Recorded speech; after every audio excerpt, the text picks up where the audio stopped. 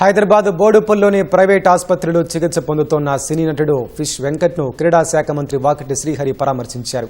ఆరోగ్య పరిస్థితిపై వైద్యులు, కుటుంబ సభ్యులను అడిగి తెలుసుకున్నారు.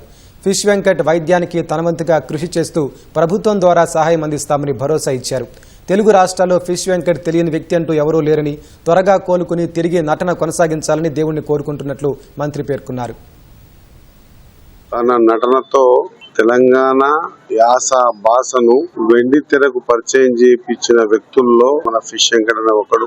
చాలా కింది స్థాయికించి తన కళా నైపుణ్యం ద్వారా తనకంటూ ఒక గుర్తింపు తెచ్చుకున్న వ్యక్తి.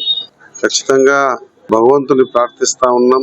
కుటుంబ సభ్యుల్ని కూడా నేను ధైర్యం చెప్తూ వాళ్ళకు మాట కూడా చెప్పడం జరిగింది. ఇంకా ఏమైనా ఫర్దర్ గా ఆయన ట్రీట్మెంట్ కి ఏమైనా అవసరం ఉంటే పూర్తి స్థాయితో ప్రభుత్వం ద్వారా లేదా మా ద్వారా కూడా నేను కూడా ఆ జాతి బిడ్డగా ఖచ్చితంగా ఆదుకుంటామని చెప్పి కూడా చెప్పడం జరిగింది.